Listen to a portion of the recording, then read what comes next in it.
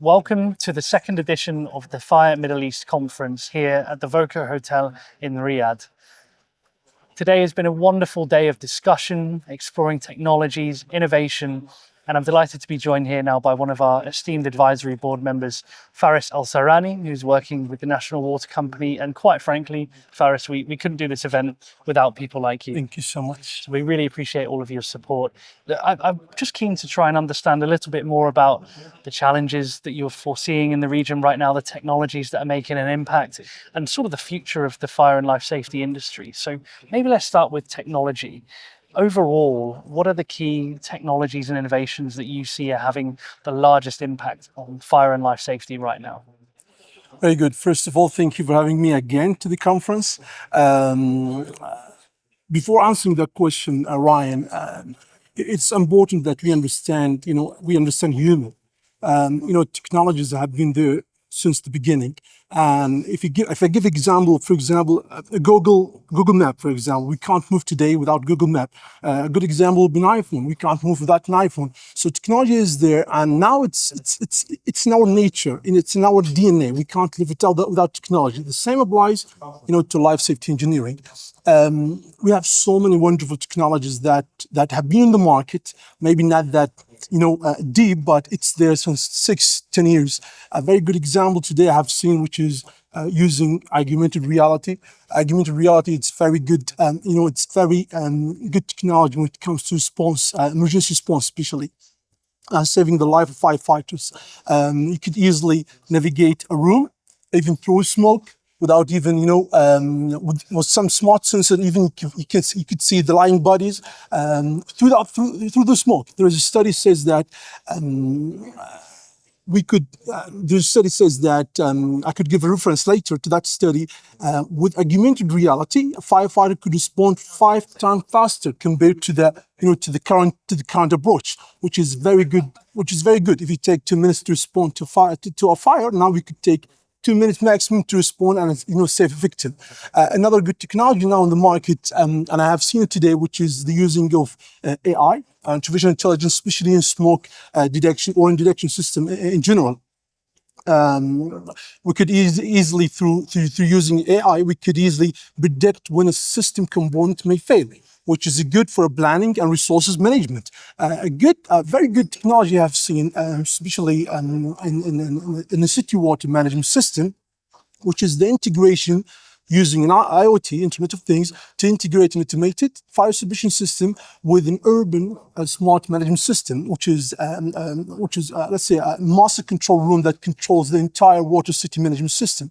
Now, for example, if I have a building in the north of the city, and now there is a fire, that building, which is an automated suppression system, will send a signal through IoT to the urban master room, urban management system, and that master room, control room, automatically, without human intervention, will just simply shut certain valves in the network and open another valve in the network to supply the water and redirect that resources into the fireborne area, which is very good when it comes to the emergency response and eventually will help saving lives of the firefighters and the building occupants as well.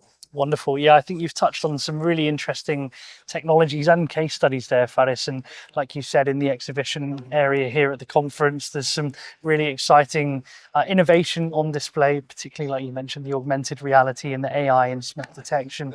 So it's been an exciting day with the exhibition out there.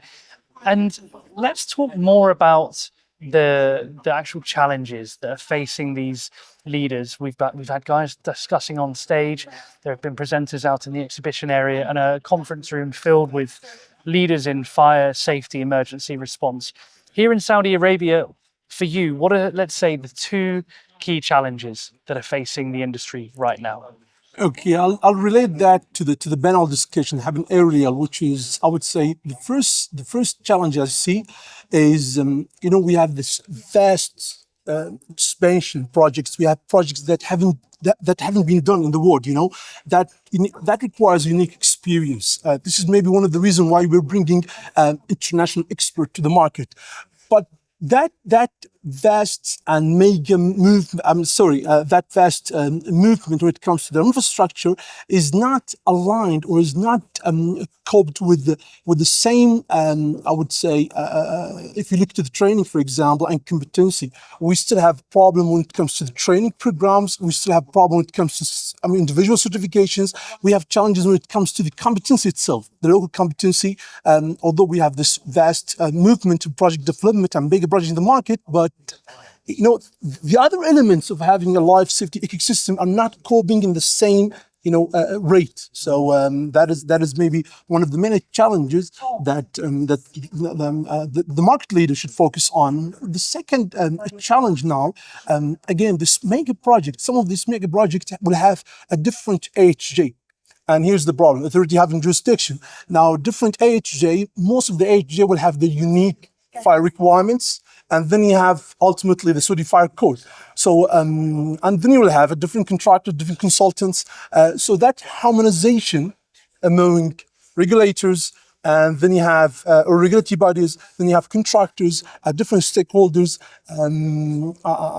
We have to work on that harmonization. That is another maybe challenge that I would like to highlight to the leaders. Yes, very much so. And like you said, we've discussed that at length today, and these challenges are going to shape the future of the industry, but also how we overcome those challenges will be a bigger testament to the resilience of the people who are leading the way.